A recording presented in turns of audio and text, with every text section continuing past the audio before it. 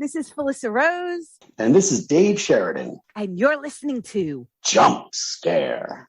Jump Scare. Jump Scare. Ooh.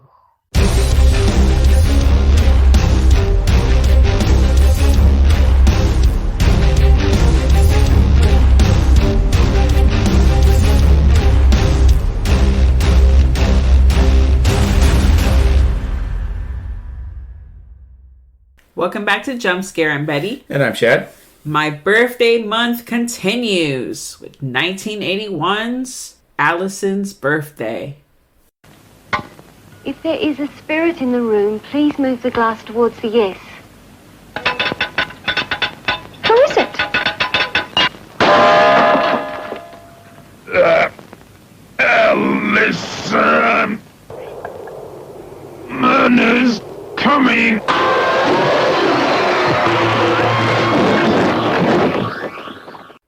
This is an Australian film. Not to be confused with the Canadian film we covered earlier.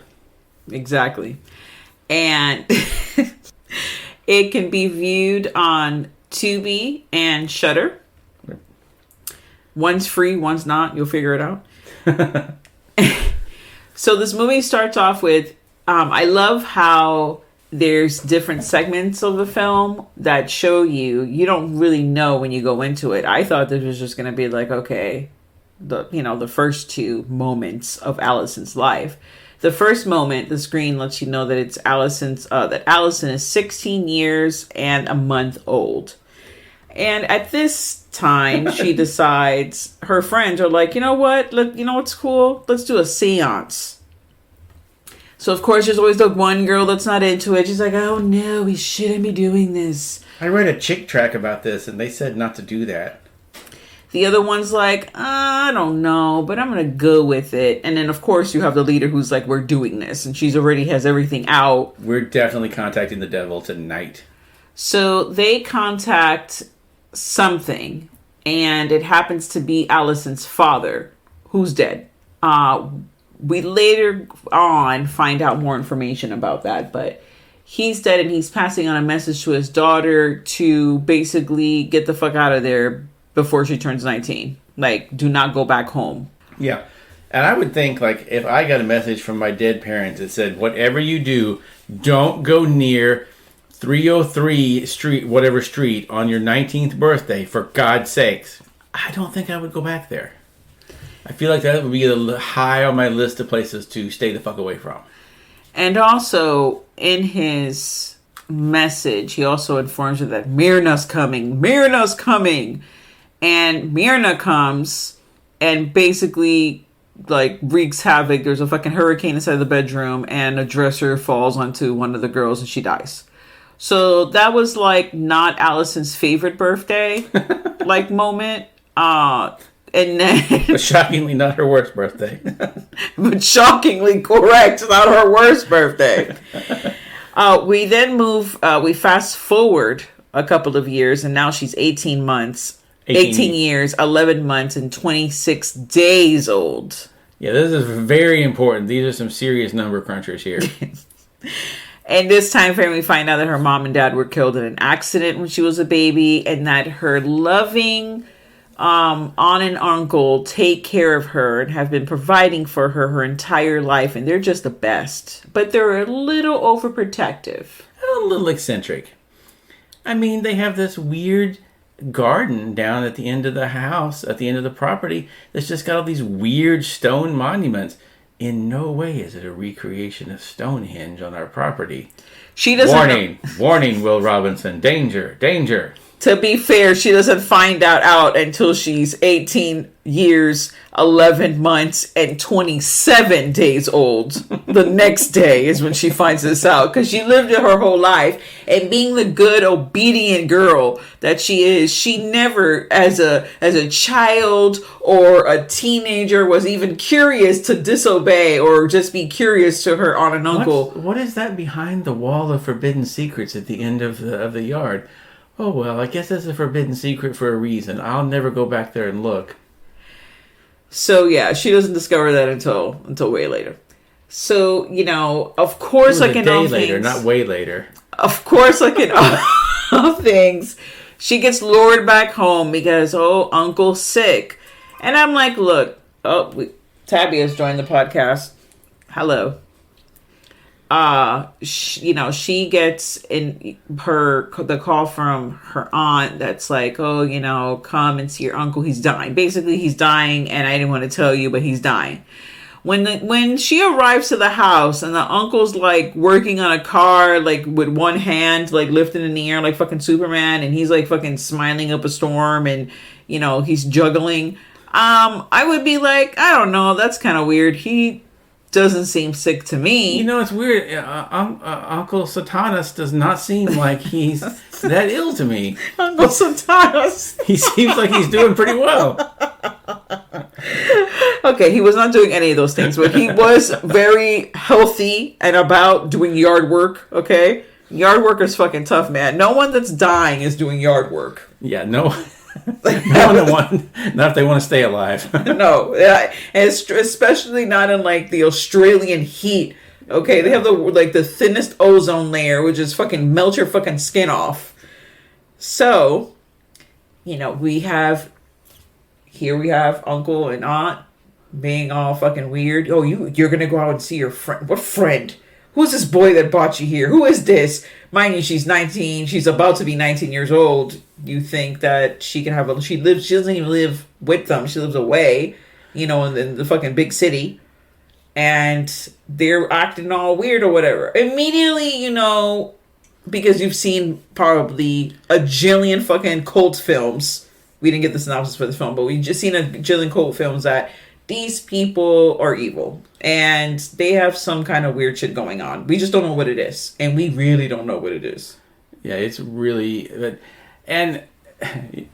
that's where she meets her boyfriend there, and she's telling him about the secret garden down there at the end of it with all the stones that don't look like Stonehenge at all. They're in no way creepy or druidic or anything like that.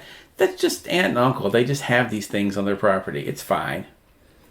It's not fine. Yeah. I also have to say that when you look at some of the descriptions of this film and also the poster itself, it advertised as a satanic cult, and there's no Satan or devil worshipping in this film. This is all druids, and the druid lore, that whatever they added, the whole Myrna, this entity person, or not person, but this entity that literally travels from body to body every couple of 100 years. Every 84 years. 84 years, very specific. Yes, I like it when they do that in the movie. It's not like every 100 years or something. It's every 102 years. So I guess that's make it like a random number there, so it's not quite so perfect. Yeah, every 84 years, the spirit has to move into a new body. I would say like every 30 years.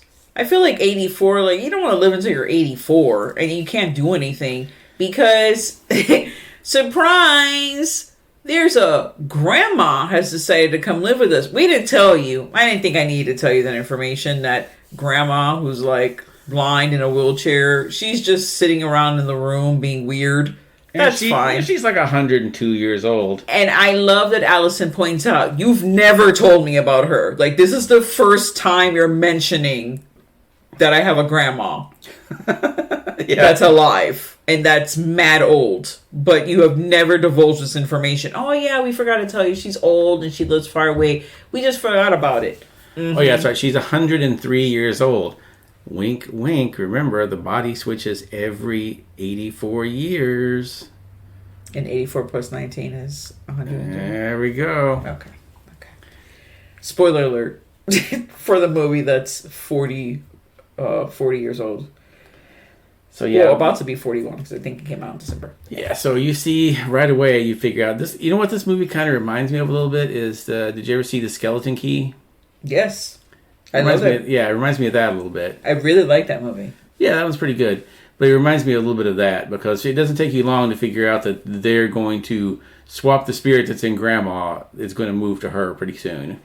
The whole thing with it took us like 3 days to watch this film, I feel like, because we stopped it and whatever, we had things that we had to do. But If we would have sat and watched it all in one sitting, I think it would have been better. But even though we watched it in segments or in 2 segments, the movie moved okay.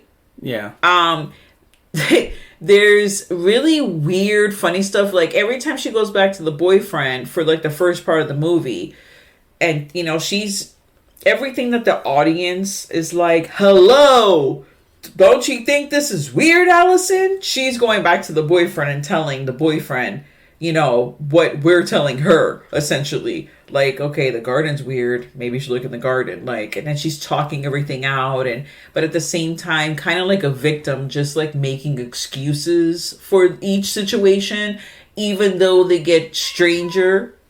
Yep, she concurs. And stranger. But she can't help herself because she's so loyal to her family. If I had that experience when I was 16, like you said before, and they told me not to fucking go to return home when, you know, when I'm 19, I definitely would not be traveling there at all. I would be like, look, I'm going to send him a flower and a get well card. You tell me when he's feeling better. Bye. Hang up the phone. Did they ever say, I can't remember exactly, did they say how long her and the boyfriend had been together? No, they did not. But let me tell you, even they had to have been together for at least 6 months. Because there's no way that a dude that just hooked up with this girl and was just banging her for a month, you know, was going to be putting his life on the line. There's no way. Because and going to all the trouble he went to in this movie. Above and beyond, okay? You know what? We need to do a horror boyfriend of the year award, okay? And for right now, it goes to this dude. Yeah, this guy should definitely win. But this is one of those movies, too, that it's fun to look back on and watch. Like, I love it when they, in the old movies, when they were like, we've got to do research on this. Let's go down to the library and let's look through the microfiche and look through the old newspapers and all this. Now, in the movies, the research is just like, we've got to do research. Okay, someone get out the laptop and Google it.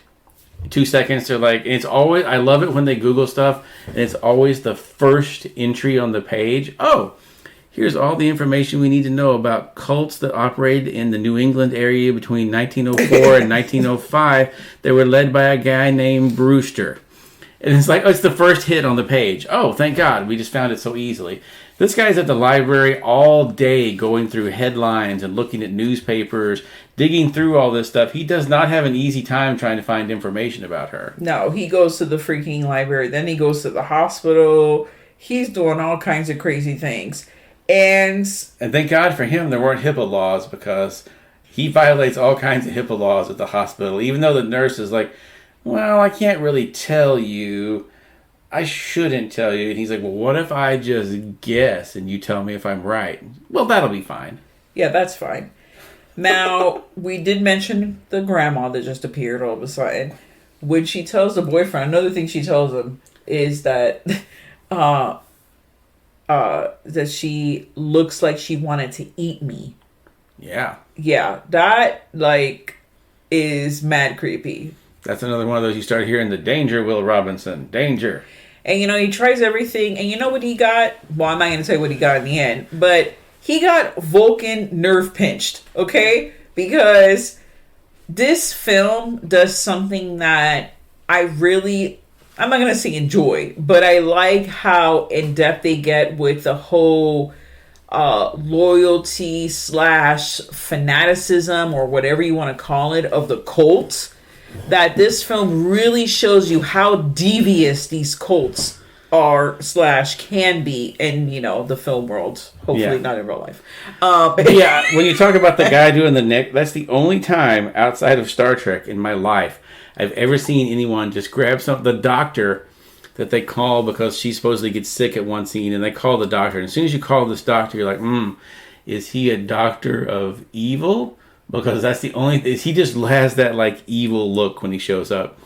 And he manages to grab the boyfriend and get him literally the Vulcan nerve pinch, just knock him out. And he's like, yes, I studied nerves. I know exactly where to grab people. Okay, Spock, settle down. He studied nerves at Vulcan? Yeah, I guess. That's the only time I've ever seen that in a movie outside of Star Trek. He literally just nerve pinched the shit out of this kid, put him on the ground, and then it was like... But here's my point. He already had him down Why not? Why didn't he just off him right then? No, they couldn't off him. It was, you can't leave that many bodies behind, especially on the premise. These cults are smart. You have to have that away from you, far away, where it's like they couldn't connect you to it because it's something, and it's always going to be an accident. It's never going to be like something like, oh yeah, that's weird, he just got murdered. No, it's oh no, that's weird, that piano just fell on him. Like that fucking kind of weird shit happens. You know, some of those Damien, some of those Omen 2 / Final Destination accidents where I guess the baboon just flew out of the thing and landed in the car and killed the woman. Shit, I don't know. Things like that happen. It's rare, but it does happen. So I probably should have started the podcast with like, this film has murder, has hypnotism, Vulcan nerve pinches, titties, druids, cloaks, So evil ladies with beady white eyes in a wheelchair. Like, I should have just named every single fucking awesome thing in the movie, and then boom. Alison's birthday, 1981. Yeah, I don't know. This. I give it 20 stars. Oh, wait, 20 knives. Yeah, this movie is something. I don't think I've ever seen anything quite like this one. It's.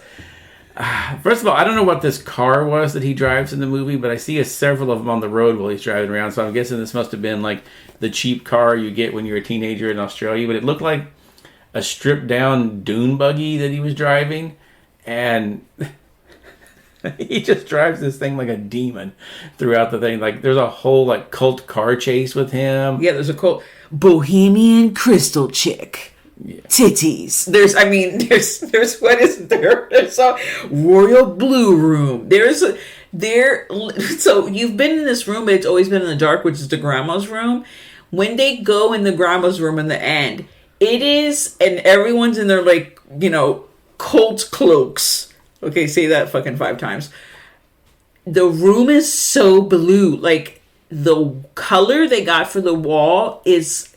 It looks, I can't even explain it. It's one of those things, like, if you're a person that's sensitive to color, like, I remember that scene so vividly because that blue was, like, bouncing off the fucking walls, and it made them all look, like, they already look sinister. It's in the darkness, but the light was, like, shining on that blue wall. It was like they were in another fucking world. It was weird. It's one of those things that you almost want to adjust the TV because you think the color's fucked up, something's wrong, you know?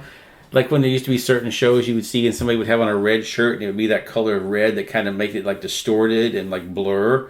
This blue is so blue. It's like it's like unworldly blue. Yeah. Yeah. It was. I mean, someone else might watch this film and be like, what the fuck was she ranting about? It was just a regular blue room. I think it's because, like I said, throughout the whole film, they never show you the color of the room. And then you're just immersed in the color in that one scene, and everyone is dressed in black, and then all the light is just shining on their faces. There's just a lot going on, but that's actually like one of my favorite, I'm not going to say scenes, but it just visually was like, whoa.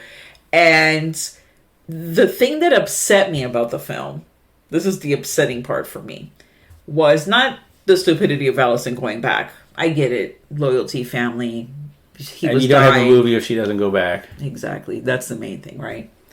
The other thing was, what was the point?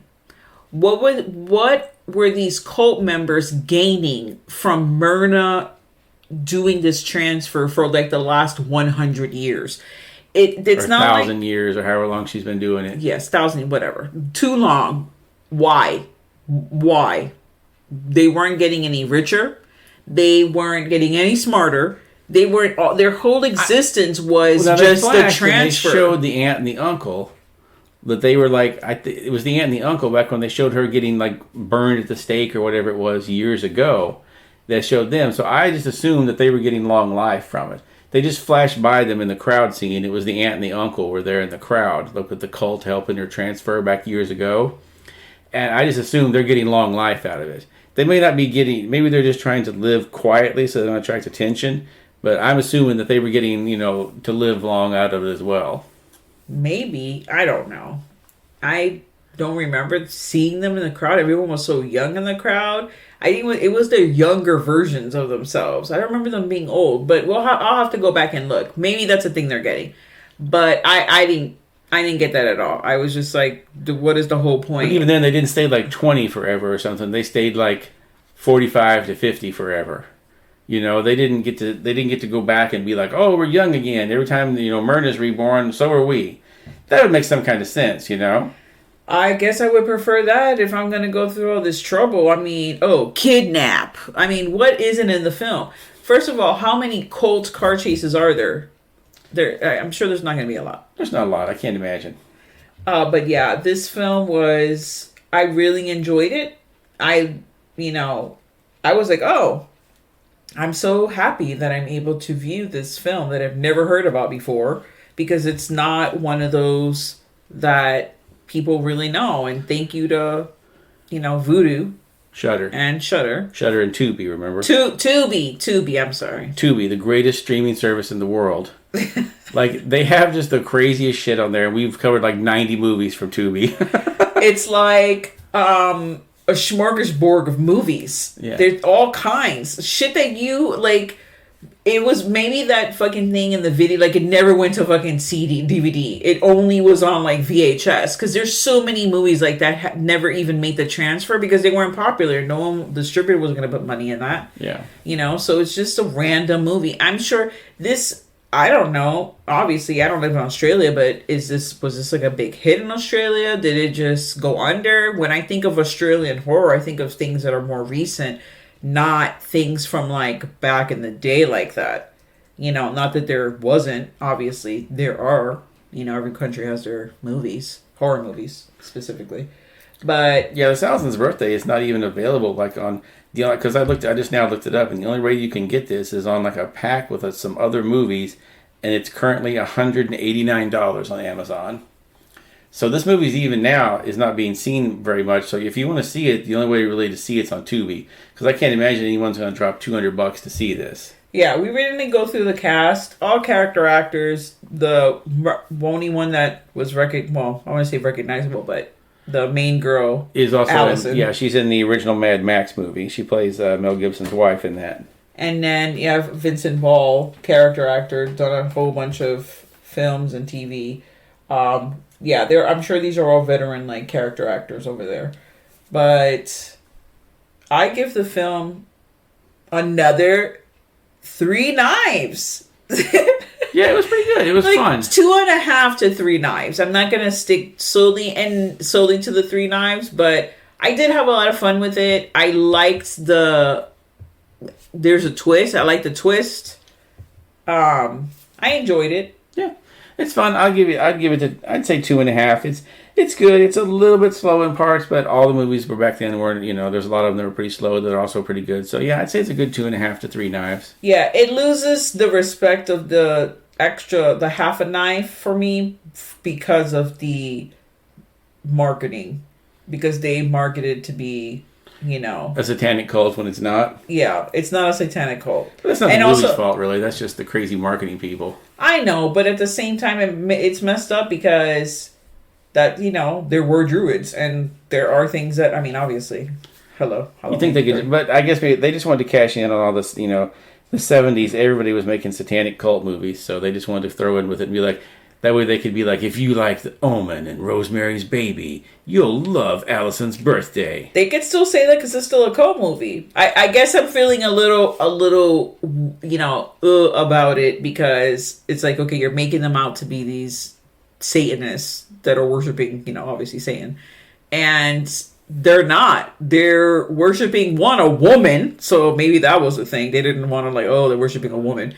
It's a woman. They're druids, So, I don't know. It's kind of like a dig to the whole druid thing. By saying it's of course it's Satan. It's always gonna... That's like saying all the witches are evil. Oh, there's witches. They only know how to do black magic. It's a cult, so it must be the devil. You know how I feel about all that. But yes, that's why I lost the half a star for me. Did you guys see it? Do you love it? Have you ever seen this film? Do you live in Australia and you're you grew up? This is one of the films that were in the fucking parties when you went to parties as a kid, Oh, did you see Alex's birthday? Then everyone's doing trying to do the Ouija board, or whatever, contacting the spirits. That's what I want to know. I need this information. Someone out there in the region, please let us know. If you're in Australia, please contact us. Let us know. We would love to hear more about this. Well, thank you so much for joining us in yet another birthday episode. Stay tuned to the horror. And now, folks, it's time to say goodnight.